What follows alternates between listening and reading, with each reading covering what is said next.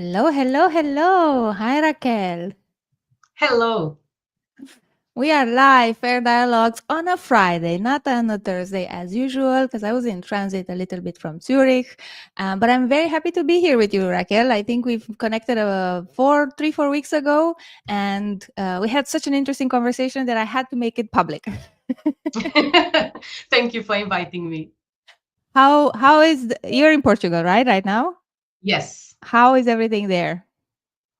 it's all good. We've been having ups and downs with the weather, but for November, it's been really good. I even swam in the ocean. So, yes. I didn't even dare here in Barcelona. So now I feel like I feel more empowered to go and do that maybe one last time for the year. Yeah, why not? Why not? Exactly. Well, we have people trickling in. Thank you so much for joining Fair Dialogues once more. This is a weekly session that happens on the basis of we know a lot of cool people in the DEI space, and we want to make sure that you do too. We are coming from Fair Cultures as a background of everything that we do, a little bit on a mission to blend fairness and inclusion strategies into all leadership practices. Um, to know weeks in advance who we have on these sessions, but also to know more about our conference plans for Fair Barcelona 2025, which we just launched yesterday, and also understand maybe a bit more of the client work we're doing, do join the newsletter on faircultures.com. Today, specifically, we are diving into essential strategies for advancing diversity, equity, and inclusion in the workplace. We have had a lot of, let's say, very specific topics around dimensions of diversity, around specific issues that organizations face. But today we really want to go into some that myself and Raquel think that they are key bedrock strategies for augmenting the one inclusion and feeling of belonging and equity in the organization, which in general also nurtures how diverse those organizations end up being, because it's good to be there and everybody feels welcome. So we're going to explore a little bit more. What do we think about strategic time allocation? What is the importance of genuine leadership sponsorship? And I repeat, genuine, okay? And Yeah. how to set realistic goals to drive that change sustainably and somehow deeply as well. Why I have Raquel here today? For me, it's been very interesting meeting her because she's been very dynamic in her profession and also personal life, moving from place to place and having a very rich cultural tapestry history behind. But with more than 15 years of experience in everything around organizational development, culture transformation, program leadership, and inclusive leadership development, I had to have you, Raquel, here and share a little bit more of this wisdom and this experience. I also love the fact that Raquel has worked with a variety of different entities, which I think is key to understand a little bit where some of the most essential nuances come from. So, having worked in a public space, NGO space, private space, a bit of everything, where challenges tend to be different, but the roots may be the same. I would love to have a little bit more of that understanding. So, Raquel now is currently developing inclusive leaders at Crane, sorry. And I think it's also very good that we have this 360 perspective. So Raquel, welcome. Thank you for having me. And it's an absolute honor to be here and to share insights. I think we are all in this learning journey. So, thank you for having me. You're more than in learning journey, you're in doing journey. So that's why we're here. Learning through doing. Yes, learning through doing. Yeah. Everybody who's joining us, please ask questions in the comments. We will be able to see them and lift them up, so myself and Raquel can maybe debate a little bit more or kind of share some of our insights based on issues that you're facing, or opinions or insights as well. So don't be shy, but also I encourage you very much to kind of put your name out there so that other people who are watching now or in the future, because these sessions do live on LinkedIn afterwards, they can connect with you. So you can introduce yourself, tell us where you're kind of joining and watching this, what is your main area of focus, if it's DI or something something else, anything that you want to share. We want to create a community that knows each other more and more deeply, so we can actually partner and we can actually create things together. So without further ado, I think it's been an eventful week. Indeed. And we were talking just in the green room before, like maybe some business goals will change in the coming period for certain organizations. Maybe pressure will become even bigger on holding your ground when it comes to anything around affirmative action or equity in the workplace, and kind of redefining what that means. But in the same time, in the European space, we're moving into a direction where we are actually seeing more and more legislation to support everything that has to do with underrepresented categories in the workforce. And I think it's a very interesting balance that we as DEI professionals need to play with and understand. So first, Raquel, I'm kind of curious from your perspective, like amid this constant pressures of business goals and limited resources, what have you seen? We'll start with the good parts of this journey, right? What have you seen as maybe organizations successfully keeping their DEI efforts from falling to the side? Yes. It's very interesting because every single organization faces different challenges, and the challenges are part of this journey. So it's important that as we lead and participate and take diversity, equity, and inclusion as our own mission as well, part of this greater movement, it's important to realize that the challenges will be there, and if we pull together, then we can overcome better. And so it's interesting through the different experiences that I have had. Organizations that focused even with limited resources and saw results coming through, they were clear about their priorities and they knew what they wanted to achieve. Maybe there was confusion on how, Yeah, yeah. but they knew what they wanted to achieve. So the vision was there and the priorities were clear. I think that is something that really kept diversity, equity, and inclusion agenda alive. Something else that I see as a pattern is making sure that diversity, equity, and inclusion does not depend on one person alone. So sometimes many organizations recruit one person and then leave it all to them to solve the problems. And these are great systemic organizational issues to work with. So not letting that fall onto one person. One person is key, at least Yes. one full-time person to lead, to guide, to coordinate the efforts, to pull everything together as a strategic coherence. But it's really important that there's a spread understanding of those priorities that were set. There's a spread understanding of why those are priorities. So based on data, evidence, experience. So really linking to the overall strategic and vision of the organization, the values of the organization, what do we want to live by, and how inclusion contributes to that. But in terms of making it work, so trying to cling now on the how, something that really works without great resources is creating a movement. And how do we create a movement in an organization, no matter how small or how large it is? Through experience, the employee resource networks or staff networks, depending on how you call them, have been paramount to create this movement. But we have to remember that these are colleagues who give their time voluntarily to this role. So they take on a mission, very passionate people, and who give their time, they lived experience, they pain to drive inclusion through. And as an organization, it's important that as this happens, that recognition exists as well. So employee resource networks. I think it would be key to Mm-hmm. for they to survive in this movement Yeah. uh, element. But then it's important to have a strong governance. Mm-hmm. So by strong governance, I've already mentioned at least one full-time person who's coordinating it, but then having leadership buy-in.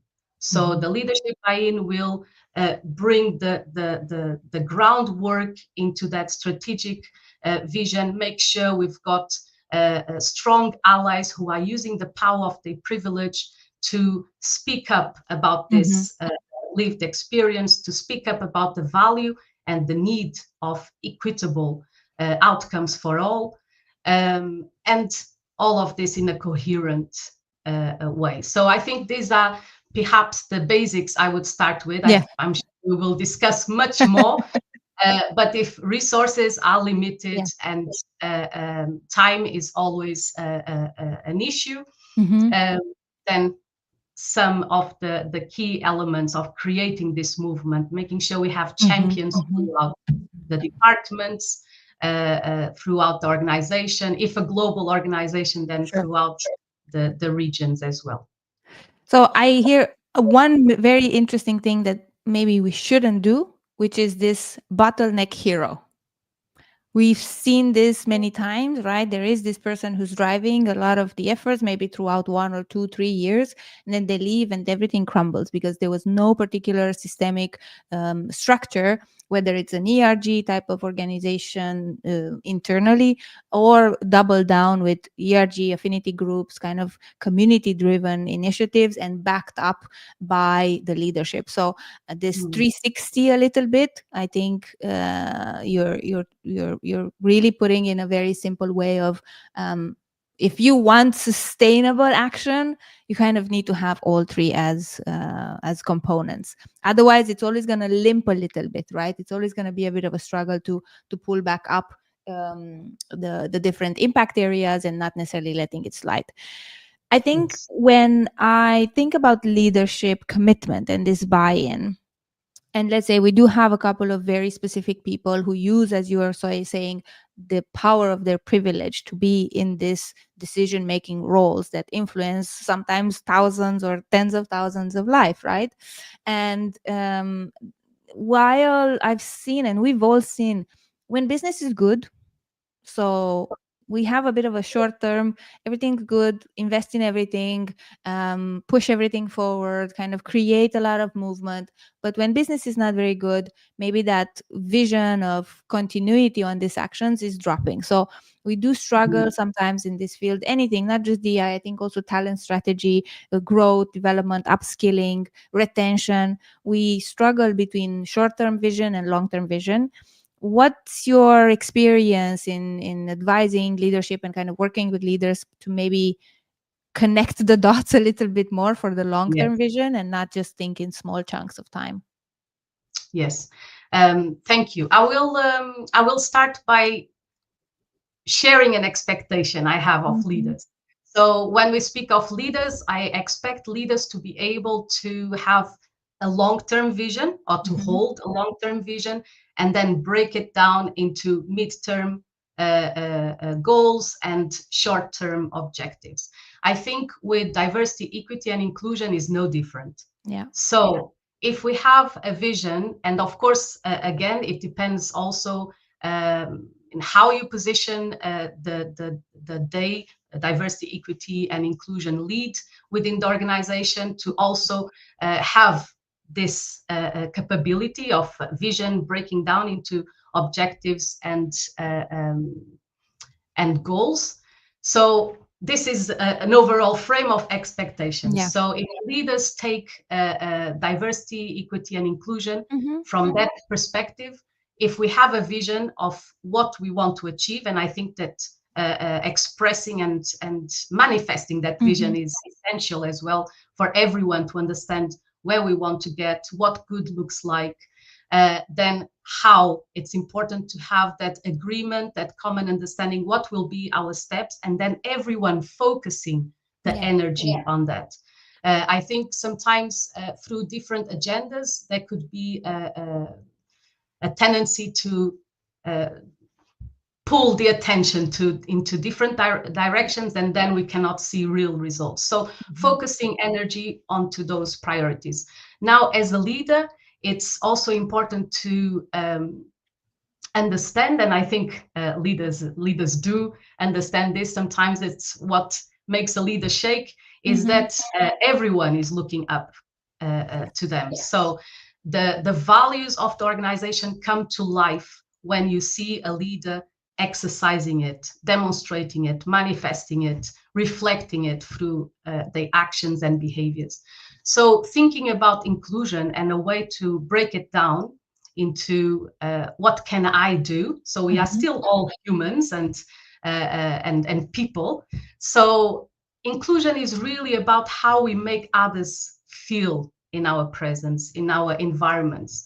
How do we create these spaces where people feel comfortable to speak up? So this psychological safety. Mhm. How do we create spaces where we can speak openly about our lived experiences, about different treatment without judgment? So as a leader, how are we listening to these experiences? How are we open to these experiences? So Yeah. smaller steps would be that, to really think about day as a daily action, a daily Mhm. interaction with others, and how we create and those spaces for everyone to thrive, for people to feel like they belong. It's something you cannot tell people. No, it's an action. It's Included. a hopefully a continuous action, right? I Yes, think yes. we've both had experiences where we worked with very impressive leaders when it comes to keeping this momentum and keeping the time investment top of mind, because you kind of need to show up consistently. I want to take it a little bit to this reality. If you have any, and of course, if you can share, we would love practical experience around like organizations where you were really impressed by the way, specifically, maybe the leadership team has allocated time and resources. Is there an example that maybe we can look up to? Maybe we can search a little bit more. Maybe we can say, hey, if they did it, we can do it. So I'm Yes. happy if you it's not an advertising type of session, but I don't mind naming names if we have any. I think it's very interesting to have these role models, organizational role models, maybe a bit Mhm. more tangible in the European space. Yes.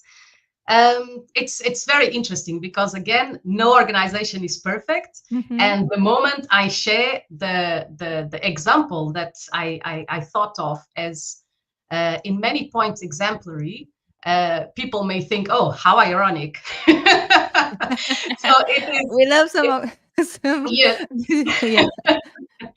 it's very uh, very interesting to think of. Organizations are a reflection of society and therefore are not perfect. But I really have to take my hat off Yeah. to a place where I worked some years ago, which is Health Education England. And Mm, now it's part of the big organization as National Health Service, NHS mm, of England. And it's interesting because back in 2020, so right after the murder of George Floyd and the big awakening, let's say, mhm. of organizations wanting to invest to acknowledge the need for intentional work on equity, on representation, on creating inclusive environments. Health Education England recruited a Mm. national team. Oh, And I wow. think this is quite unique in Yeah. all my experience, particularly as we came together and we had similar experiences of leading inclusion as a solo, as that one hero in the whole Yeah. organization that we spoke earlier on. So, and it was amazing what we could achieve as a team. So this Mm. is a structure where there's the national priorities, and for NHS, it was disability and race. Yeah. Uh, so those were clear priorities. And then the whole team had distributed responsibility to support, coach, and guide regions for the implementation of an inclusion plan. So what Mhm. happened was that even though we had a national Yeah. oversight and the national priorities set, we could, as individual coaches, let's say, of a particular region, read the reality of that region and adjust the how. So, how are we going to get there? And I Mhm. think it was very powerful. Mhm. Within that exercise, as well, having a team of day leads meant that we all had different expertises. So, some people came in with experience of leading inclusive recruitment, for Mhm. example, and then we were able to join forces and to tailor to the different regions to implement others through uh, um, um, harassment reports and how we work with that and how do we create the spirit the spaces where people can open up, or others with more strategic vision, how can we bring this coherent approach so we could really Yeah. learn with each other, we could share our insights, our achievements, our difficulties, and that part is key, being able to have a group of people with whom you can relate Mhm. and share And create. openly and create. Yes, yes, that was quite unique. And Mhm. in terms of the leaders themselves, I could personally see a transformation Mhm. uh, on specific leaders, and perhaps we can Yes. speak more about that. But having it's unbelievable what you can achieve once you invest. Something particular that in that time as well was seeing in action the integration of the goals. So when we spoke about Mhm. having that great vision and then how can we break it down into objectives, seeing colleagues having inclusive objectives added to their work plans. And Yeah. when you do that, you make sure that is being monitored every quarter, that people are reflecting about it. What can I do more? Going from raising and growing my own understanding, reflecting, having allocating the time for this, to then having inclusive objectives within your team Mhm. and reflecting collectively. I watched this podcast and I got this really key insights that I would like to share. What do you think about it? What can we implement addressing our own reality? So really creating and fostering this conversation and spaces. So you could see the link from strategic to operational Yeah. inclusion. And Yes, just I hear something super interesting because I think I've seen it in another context where it was like global starts with local. In this case, it's national because it's the NHS, but you've kind of, hey, we have some like global goals, but ultimately the way we will be able to execute those, the way we will be able to truly understand what does it mean in terms of impact is if we go local, if we go regional, if we go by diversity dimension, if we get expertise within our own team. I think this is also a little bit of a challenge with a lot of organizations who are like, I'm going to get one DEI expert, but that's not enough because you do need that perspective. And I was actually on the call this morning and we were talking about some things that we can do for an organization. And then they were like, is your team having that diverse perspective like my right, which is super important because you can ask more pertinent questions, but also you can not necessarily just empathize but create with purpose, right? Like really understand that it's not about the policy, it's about the impact of the policy or the program or everything you're doing. And I love the fact that you have been able to experience such a investment at scale, but also with such an impact. And as you say, of course, the NHS or any similar organizations have a big journey ahead of them. But the fact that they are conscientious that their patients, their doctors, their nurses, they face different challenges when it comes to integration, inclusion, fairness, equity in this interaction and relationships that you build. It is a testimony that even if this kind of top organizations in a top country. It means if they can do it, I can do it. For me, this is the part where I'm like, if somebody, Yes, if a body so complex like the NHS is really thinking this through and putting it out there, I think if I'm a small organization or medium organization, it should be much easier. yes, yes. You Everything. said, carry on, carry on.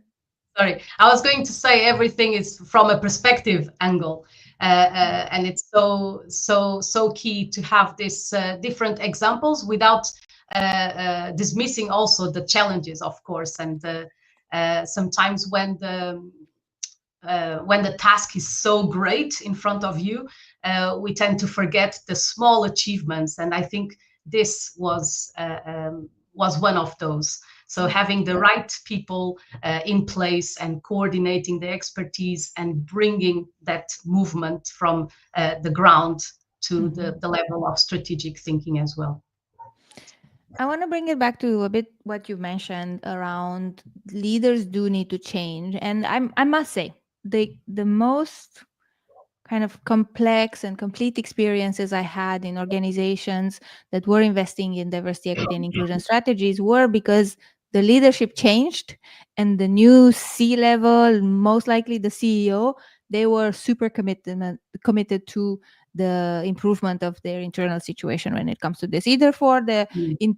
the sake of the internal employee experience, or even beyond that, how to build better products, how to serve the civil society better, how to kind of address somehow global social challenges. So that a lot of the times happened when new leadership came in.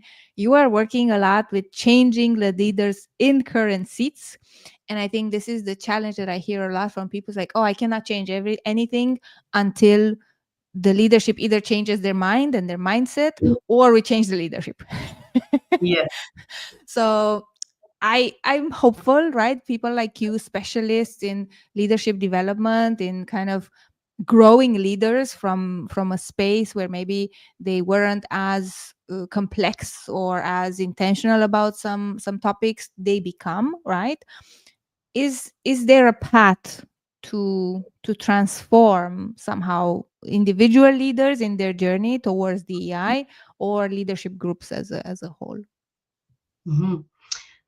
Yes, that's a very complex question. I think we could have one podcast just on leadership transformation or transformational ways that affect and impact leadership as well. Um, I think it's very, very interesting the point that you make, transforming or supporting individual leaders or as a collective. Mhm. So I think having both as a parallel is Mm. key for influencing the mindset. And I say influencing because I think that's as far as one can Yes. go. The Okay. change of a mindset will really be an individual work. So Mhm. we cannot drum it into someone's heart, into someone's mind. But there's ways of building that momentum. And Mhm. I think one of the questions that many people may have is, for example, how to gain that buy-in from leadership. So I would say in 2 points. One, if it's a leadership group, be mindful.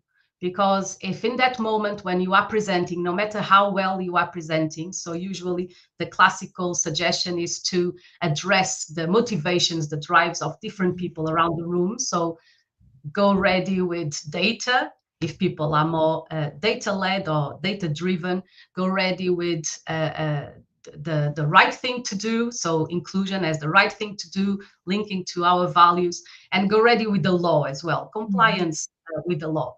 But if one decides to share their fears and concerns in that particular, may have the meeting completely destroyed. Mhm. So the tendency might be everyone then taking the moment to emphasize that barrier or that fear or that concern, and you end up having a the meeting sidetracked and not achieving that buy-in. So I would say the best to, as a collective, would be actually to have a conversation as a one-to-one. Mhm. So address the leaders in their individual spaces so that they can feel they can build that rapport with you and build Yeah. trust, and they can feel that the moment is right to bring about their fears and concerns. You can then dedicate all the time you have to address that Mhm. particular concern. So you build up the momentum as you speak with the different leaders. And then when you get to the general leadership meeting and you are providing a case for day or a strategic uh, um, Pathway, yeah. strategic Mhm. plan, a vision, and a proposal, then you make sure you address those different fears and concerns as a collective. Mhm. And then what is the buy-in, the benefit of investing in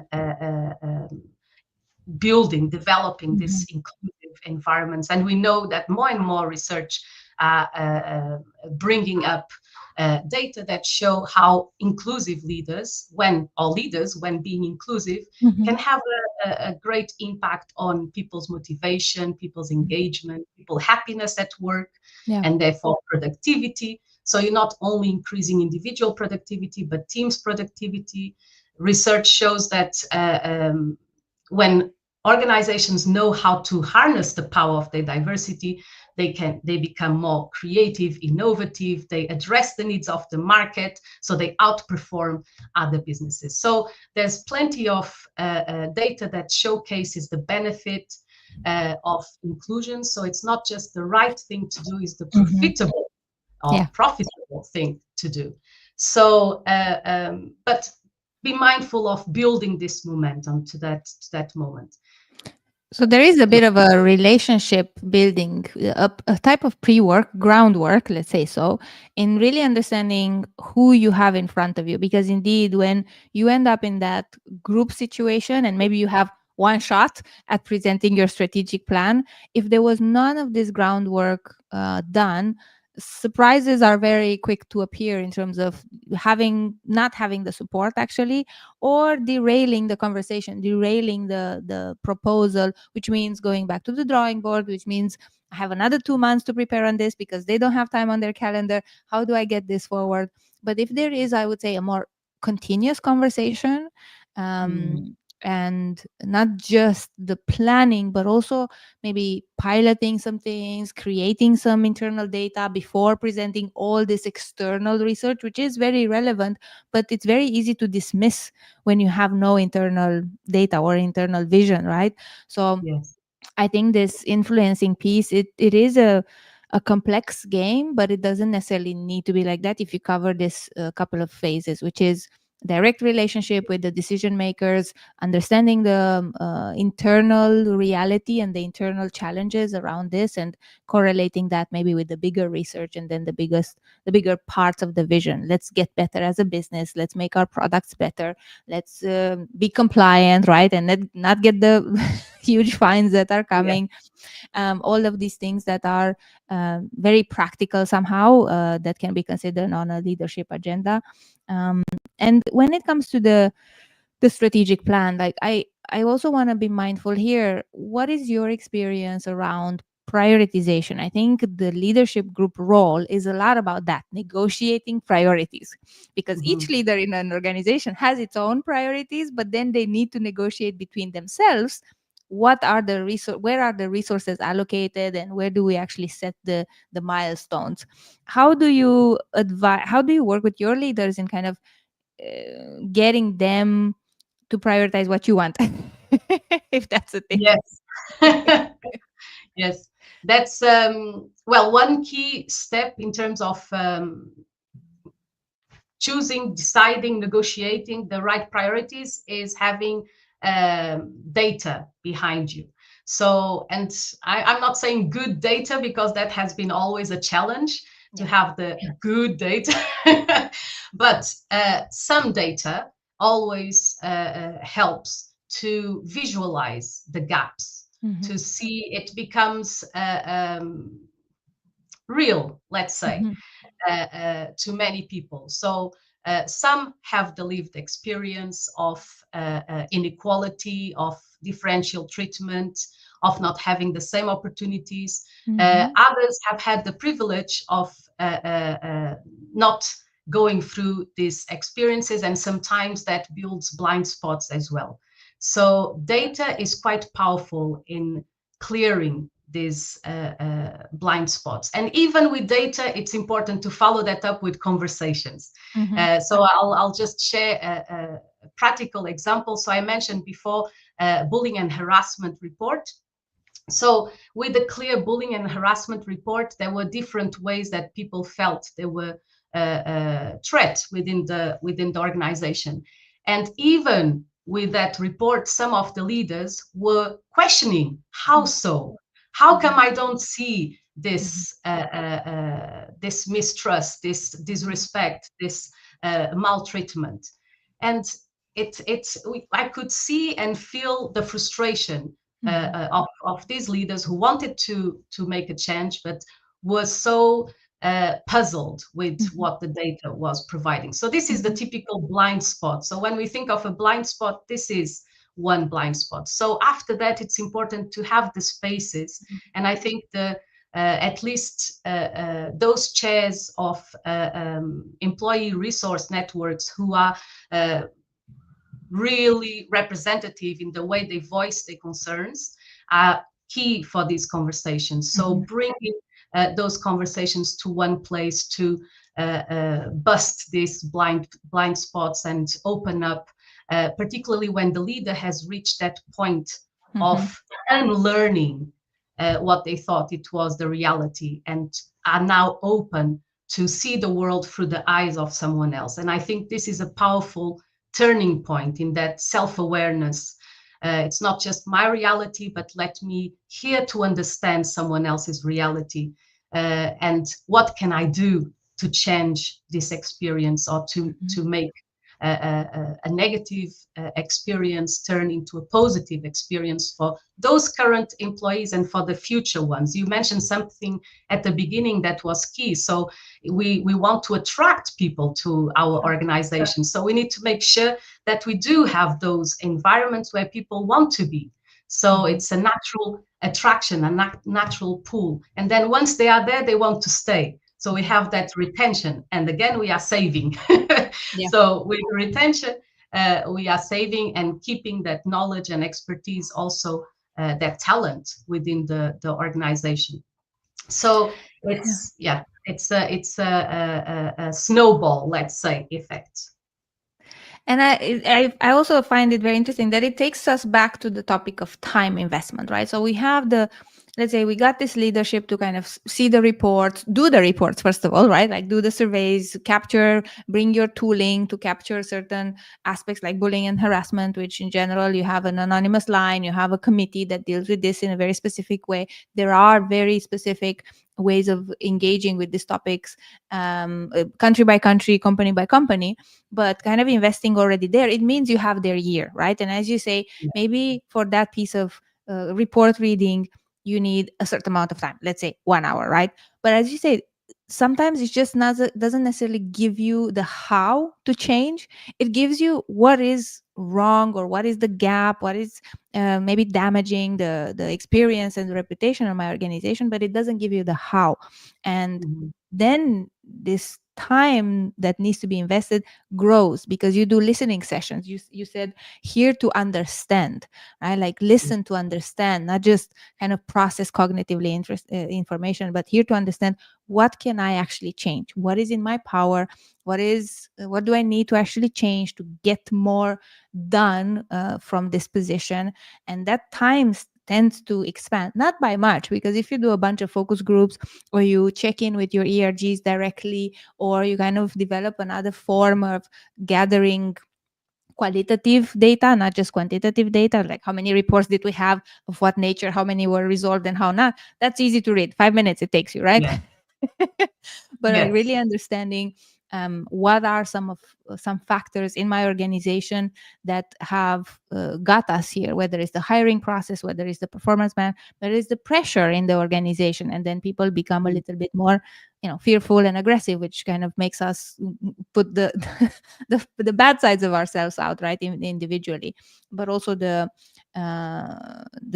general assessment of what is inclusive behavior, what is fair behavior, right, and kind of feeding that vocabulary to people, and then teaching them when if that's not there, right. So we increase a little bit the time investment from leaders, but we also guarantee more the impact versus, oh, I know about this, next. Yes. Right. Yes. It needs Ah, sorry. yeah, yeah, yeah. It needs that ongoing Mhm, work and ongoing effort. It's not well, the tick box exercise. It's something that really it's a big complaint within the diversity, equity, and inclusion. So people mhm, that performative actions, the tick box. So we want to make sure it's a genuine effort, and it's a continuous, sustained effort of individuals and the collective as well.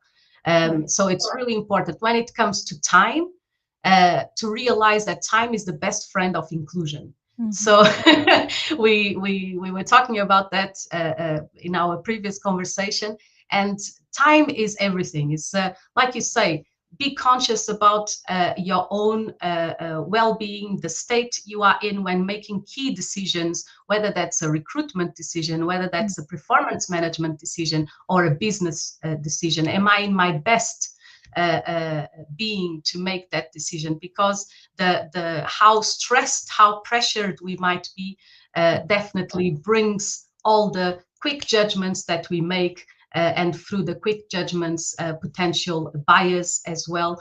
And it's really important that we give ourselves a chance to make fairer decisions and the right decisions for ourselves and for our businesses. So time allows for that self-reflection, for checking with others, for thinking things through in a more coherent manner, and thinking about the implications of it as mhm, well. So yes, the time has all implications of how much time we give ourselves to reflect, to learn, to grow, to be creative. be creative, So create yes, things. Yeah. yes, to increase the possibility for innovation.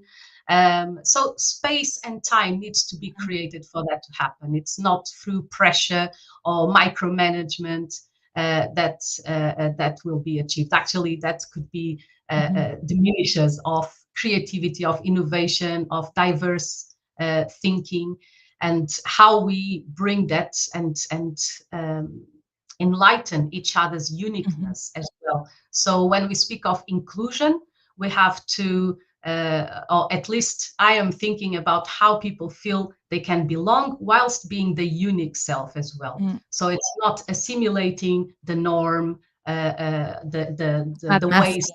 are Yeah. done, yes, masking, but really, how can we flourish by being our Mhm, and bringing our unique selves? And with that uniqueness, then we can access mhm. diversity of thought and make it flourish. But it's that ongoing work. For sure. I think that our conversation actually, or at least the thought I had when I was chatting you, it was based on my good friend Bas from the Netherlands, who recommended two episode series from Freakonomics podcast. I advise you to check it out if you are in this industry, about the Rooney Rule and about the NFL, like the whole backstory. Super interesting. Shout out to Bas. Thank you so much for that. And they're like basically 2 hours of conversation with those who invented the Rooney Rule and those who applied it, and its pitfalls, its benefits, etc., etc. Super interesting. I'm not gonna give too much because I think it's really worth a listen. But the conclusion was the same one, Raquel. It was like, if you have time, you will make good decisions. If you don't give yourself time, you will probably make a lot of bad decisions. because you're Yes. rushed, or you're not necessarily considering the depth of the data, or you're not doing any more beyond the reports. And I think this is important, especially when we talk about leadership investment. They it is needed that we bring that data. And I also want to maybe learn from you, because you've been working in so many different environments, and now you have a very specific mandate as well. What is, while you're preaching for this idea, let's give time, you also need to, people need to know, what do I give my time to, right? Yes. So what are the sets of data that you're looking at? What do you currently prioritize in your strategy, in your communication, in your vision building, as data points or as topics for your data collection? Mm. Well, something that is probably very common across organization is the employee engagement survey. So Mm-hmm, this will give you good data in terms of how people are feeling, and the opportunities people think they have within the organization, whether they would recommend your organization. So it gives you a number of data, but also through different assessments of, for example, feedback. Feedback can be a really a powerful tool for understanding what is the impact of actions and how we can reroute yeah. decisions, for example. So if we have 360 feedbacks that we hear from our colleagues, it's really important that we then provide the tools for people also to develop. So, Mm-hmm, but in terms of priorities, always thinking about what is the vision. So mm-hmm, you mentioned my specific mandate within Konecranes. It is building, developing inclusive and engaging leaders. mm-hmm, So it has that inclusive leadership at its core. And one of the priorities from the moment I started was to see how can we embed that inclusive leadership principles and expected behaviors throughout our trainings and learning opportunities, so that people, whatever they choose, they are being guided towards those behaviors we expect to see, and how to behave in such a manner. But if you are in a diversity, equity, and inclusion leading program, let's say, yourself, it's quite powerful to have those clear actions. What do you expect? Because in the past, I had leaders who, after building that relationship mm-hmm. and trust, they would ask me directly, Raquel, what do you need from me? Yeah. So it is really good if you do know what do you expect from them. Mm-hmm, mm-hmm. And that I love that. brings that thank you, that brings that allyship as well. So it's important. We haven't spoken about capacity building, but making sure that our colleagues, and particularly our leaders, are versed in inclusive leadership. What does it mean? Equitable outcomes, what does it mean in our Mm-hmm, organization? So again, we can look at data, see where the gaps are, and think about what does that mean in the different regions. What is mm-hmm, equity? That, or the lack of equity is manifested in the different realities of our organization, whether it's countries, whether it's departments, whether it's, for example, the difference between access to learning of staff in supporting yeah. functions, and access to learning of operational staff. Mm-hmm, So it's reading the reality is key to mm-hmm, addressing, understanding the data, having those conversations, understanding the experiences of colleagues, and then what can we do to improve mm-hmm, that experience. But in terms of specific actions, you may suggest directly to leaders in terms of, if you have 10 minutes, I would recommend this article. mm-hmm. If you've got 15 minutes within your teams, I would recommend you watch this short Session. video Yeah. and discuss. Um, if you have more time, then this is the different Mm-hmm, training development opportunities that you can engage with. And when I say development opportunities, could be reciprocal mentoring. It's one of the key strategies to have that opportunity to not only share and hear lived experience, but also think about what can I do? How Mm-hmm. can I, from being an ally, someone who has this growing Yeah. understanding other people's experience and what I can do to work towards that those equitable outcomes, to becoming a sponsor, so a leadership sponsor. Mm-hmm. Mm-hmm. Sponsor then, besides of standing up and bringing the voice of underrepresented, Mm-hmm. underestimated, served communities and colleagues, you also thinking about how can I influence the direction of Yeah. decision making around the table, that a space that I occupy.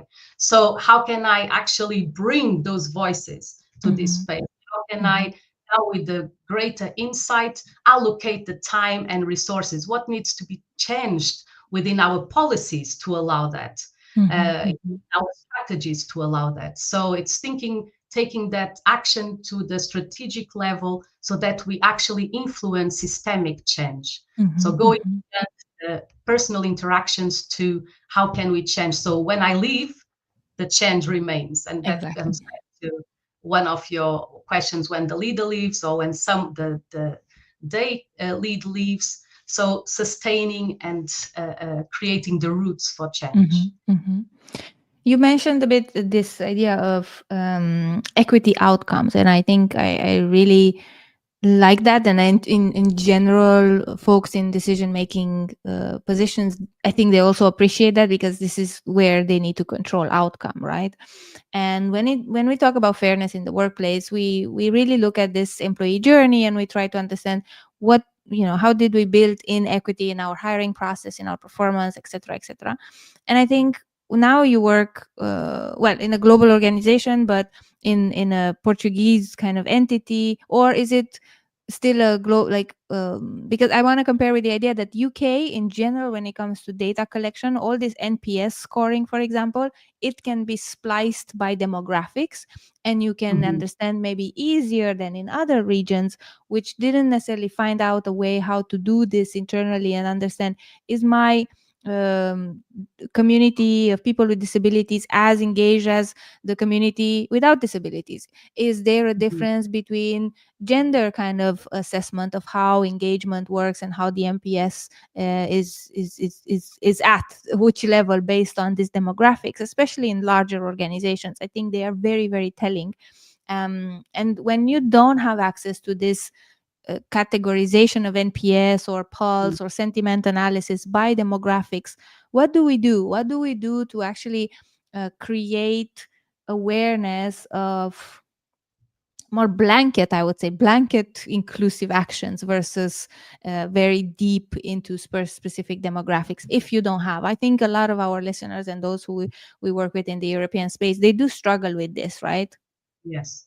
Yes, that's a very good question. So the how to act without data, is that the A question, little or bit. without coherent data? I think that goes back to that global versus Mhm. local, or global with the local insight. So if we don't have that common data, even because the law may be different across the different countries. And just in relation to your initial question, so my role is global and my Mhm. team is global, but Yes. I'm based in Portugal, and for the first time, I am paying taxes in Portugal, and I'm so happy for that. It's like coming back home after leaving when I was 18. So it's, but anyhow, it's focusing on that overall. What do we want to achieve? So if we Mhm. go back to the what and have global priorities, let's say, or a global vision, then, for example, building capacity of our colleagues can be something that can be done easily for everyone, and then having more specific to each region's Mhm. reality. So we could have inclusive leadership training, we can have this reciprocal mentoring can Mhm. be across the globe. It's an excellent way to not just have that multicultural understanding, but also multiple ages of our colleagues as well. So across genders, and it's a really good way to share that understanding and also uh, um, grow that Mhm. empathy amongst Mhm. colleagues. So there's different things that organizations can do from Yeah. a general perspective, let's say, to build the capacity to bring the colleagues to that point, that turning point of awareness, Mhm. of then thinking, I want to do something. So that intentional action, it's really paramount. And then thinking about what are the tools that I've got, what are the Mhm. resources that I've got to create an impact. So not just individually, but collectively. So how Yeah. can we bring colleagues to that increased awareness and increased consistent action and intentional action? It's very interesting. It's just the first time I'm thinking that data, like data report, data gathering, was a little bit of a shortcut to just get faster to decide what you want to do. But when you don't have that, maybe again, we come back to the first point of this conversation, which is time.